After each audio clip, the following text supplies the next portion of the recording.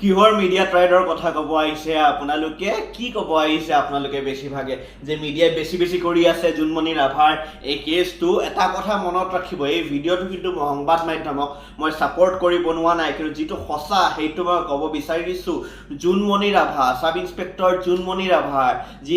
দুদিন পূৰ্বে যি ঘটনাত মৃত্যু হ'ল বহু লোকে কৈছে এইটো এক্সিডেণ্ট হৈছে বহুজনে কৈছে এইটো মাৰ্ডাৰ হৈছে আচলতে মাৰ্ডাৰ হৈছে নে এক্সিডেণ্ট হৈছে এইটো আৰক্ষীৰ অনুসন্ধানত ওলাব তাত আমি মাজত কৰি একো লাভ নাই কিন্তু এটা কথা আপোনালোকে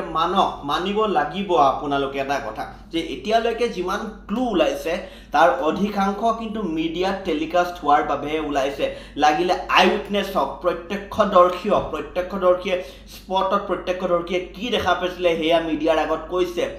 লখিমপুৰত যিকেইজন লোক জড়িত আছিলে তেওঁলোকেও এই কথাক লৈ মন্তব্য দিছে ভইচ ৰেকৰ্ডিং যি কল ৰেকৰ্ডিং ভাইৰেল হৈছে সেইটো কিন্তু মিডিয়াত ভাইৰেল হৈছে সো মানুহে কিয় ইমান কথাত কিয় এনে ওলাইছে ভাল কৰিলেও বেয়া হয় নেকি এইটো কথা চাওক মিডিয়াক ছাপোৰ্ট কৰি মই এই ভিডিঅ'টো বনোৱা নাই কিন্তু এটা কথা আপোনালোকে মনত ৰাখিব আগতে আজি বা 10 বছৰ 15 বছৰ 20 বছৰ 30 বছৰ আগতে ঘটনা কিছুমান চাওক কি ভয়ংকৰ হত্যাকাণ্ডৰ ঘটনা সংঘটিত হৈছে আজিলৈকে কিন্তু ওলাইছে বিচাৰ ওলাইছে জানো ক'ত বিচাৰ ওলাইছে গমেই নাপায় কোনোবাই কি কিন্তু চাওক এই ঘটনাটো হোৱা কেইদিন হৈছে 2-3 দিন মান হৈছে খুব বেছি 3 দিন হৈছে ধৰি লওক কিন্তু তাৰ পিছত দিন ৰাতি এই কথাটো এটাৰ পাছত এটা তথ্য ওলাই আছে তাৰ বাবে কি হৈছে আৰক্ষীৰো যথেষ্ট সুবিধা হৈছে সিহঁতৰ যথেষ্ট কথা তেওঁলোকে গম পাইছে আগতে কি হৈছিলে বহুত উইটনেছ থাকে আজি বা 20-30 বছৰ 40 বছৰ আগৰ কথা কৈছোঁ বহুত ঘটনা হয় কিন্তু উইটনেছ থাকে কিন্তু উইটনেছে পুলিচৰ ওচৰত ডাইৰেক্ট যাবলৈ ভয় খায় ভাবে যে কি হ'ব কি নহ'ব বহুতৰ ধৰক মেণ্টেলিটি থাকে ভয় থাকে কিন্তু আজিৰ তাৰিখত উইটনেছ যদি কিবা এটা ঘটনা হ'ল একো নহ'লেও সিহঁতে ফেচবুকত হ'লেও লাইভ কৰিব বা মিডিয়াৰ ওচৰত হ'লেও যাব মিডিয়াৰ ওচৰত গ'লে তেওঁলোকে জানে যে এটলিষ্ট বস্তুটো ভাইৰেল হৈ পৰিব এটলিষ্ট তেওঁলোকে নিজকে বচাই চলিব পাৰিব গম পাই নে এই কথাটো আৰু তাৰ পাছত বহুতে কৈছে যে ছ'চিয়েল মিডিয়াত বা নিউজ চেনেলখিনি বা পৰ্টেলছখিনিয়ে বেছিকৈ এইটো মিডিয়া ট্ৰায়েল কৰি আছে মিডিয়া ট্ৰায়েল নকৰিলে কেনেকৈ হ'ব কওকচোন বস্তুটো ওলাব লাগিব ন খুচৰি উলিয়াব লাগিব এতিয়া আপোনালোকে চাওক এটা বস্তু নগাঁৱত এইটো ঘটনা সংঘটিত হৈছে নগাঁৱৰ সাংবাদিকখিনিয়ে দিন ৰাত লাগিছে এই বস্তুটো কেনেকুৱা কোনটো জাগাত এক্সিডেণ্ট হৈছিলে কোনে প্ৰত্যক্ষ কৰিছিলে এই ঘটনাটো সেই যিখন থানা সেই আৰক্ষী বিষয়াসকল তেওঁলোকে সেই সময়ত তেওঁলোকৰ স্থিতি কি আছিলে কেইটা বজাত ৰাতি ওলাইছিলে ঘৰত কোন গৈছিলে কোন নাই গোৱা জুনমণিৰ মাতৃয়ে এই বিষয়ে লৈখিনি মন্তব্য দিছে সেইটোকে লৈখিনি দিন ৰাতি নগাঁৱৰ মিডিয়া লাগি আছে তাৰ পাছত গুৱাহাটীত যেতিয়া এই কেছটো যেতিয়া কিছু আগবাঢ়িছে গুৱাহাটীৰ সাংবাদিকখিনিও ইয়াক লৈখিনি আগৰ কথা উলিয়াই আছে লখিমপুৰৰ পুৰণা যিটো এটা সময়ত যিটো এজন বিধায়কৰ লগত যিটো হৈছিলে এই ঘটনাটো তাৰ পাছত লেডি সিংঘম হিচাপে জনাজাত হৈ পৰিছিলে জুনমণি আৰু এই তাৰপিছত কি দেখা গৈছে এই ঘটনাটো যেতিয়া সোণ চুৰি চক্ৰৰ যেতিয়া এই কথাটো যেতিয়া পোহৰলৈ আহিছে তাৰ পাছত লখিমপুৰৰ পৰা মহিলাই বাইট দিছে মহিলাজনীয়ে যি বাইট দিছে টেলিভিছনৰ সন্মুখত যি বাইট দিছে এই ঘটনাটোক লৈখিনি যে জুনমণিক লৈখিনি যিখিনি কথা কৈছে এয়া সম্ভৱ কিয় হৈছে আপোনালোকে ভাবিছে কিয় হৈছে এতিয়া এম্বুলেন্স ড্ৰাইভাৰৰ কথা ওলাইছে তেওঁ ইতিমধ্যে নিজৰ মন্তব্য দিছে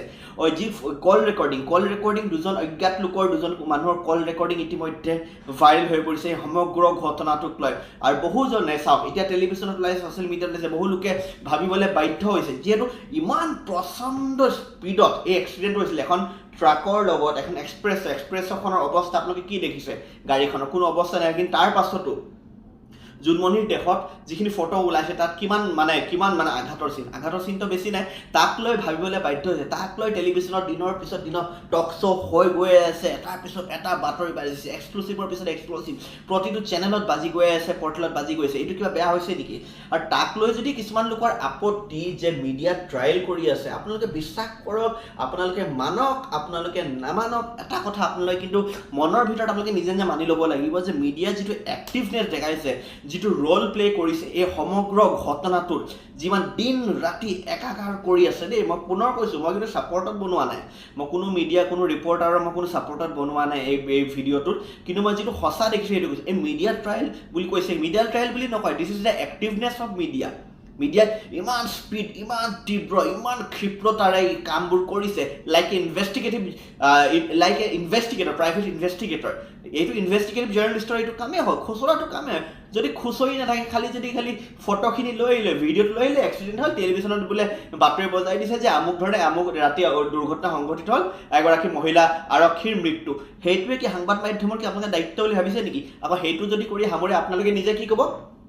কাম নাই সংবাদ মাধ্যমে খালি বাতৰিটো দেখাই থৈ দিছে এবাৰ যে মানুহজনী কেৱল মৃত্যু হ'ল, খুচৰাই নাই। আৰে খুচৰিলেও বিপদ, নুখুচৰিলেও বিপদ, এতিয়া কৰিব কি? ভালকৈ যদি কৰে আপোনালোকে ক'ব মিডিয়া ট্ৰায়েল কৰিব গৈছে, কিন্তু মই ক'ম বঢ়িয়া কাম কৰিছে এইটো ক্ষেত্ৰত। জোনমণি ৰাভাৰ যি ঘটনাটো, এইটো মই পুনৰ কৈছোঁ, এইটো হত্যাকাণ্ড হয় নে এক্সিডেণ্ট হয় মৰিছে, এই বিষয়ে আমি ক'ব নোৱাৰিম, এই বিষয়ে আমি স্পষ্ট মতামত আমি দিব নোৱাৰিম। কিন্তু মিডিয়াৰ কাম হৈছে যে ইয়াক পোহৰলৈ আনা, কেনেকৈ খুচৰি পোহৰলাৰ। বৰ্তমানলৈ তেওঁলোক যথেষ্ট সফল হৈছে। আৰক্ষীও এই ক্ষেত্ৰত তেওঁলোকৰ যথেষ্ট সম্ভেদ পাবলৈ সক্ষম হৈছে। কিয়? কাৰণ media is very active in this case. আৰু I am thankful to the media. আৰু মই বিচাৰিছোঁ আপোনালোকে এনেদৰে কাম কৰি থাকক আৰু এই কেছটো খুচৰি উলিয়াওক, কোন জড়িত হৈ আছে। আৰু যিমান আপোনালোকে খুচৰি উলিয়াব পাৰিব, পুলিচে ইমান স্পীডত চাৰ্জশ্বিট ফাইল কৰিব পাৰিব আৰু এই ঘটনাত কোন জড়িত সকলোকে ধৰিব পাৰিব। যদি এইটো ঘটনা হয় আৰু যদি এইটো স্বাভাৱিক এক্সিডেণ্ট হয় তেতিয়াহ'লে ক'বলগীয়া বাৰু একো নাই। বাৰু যি নহওক, ধন্যবাদ।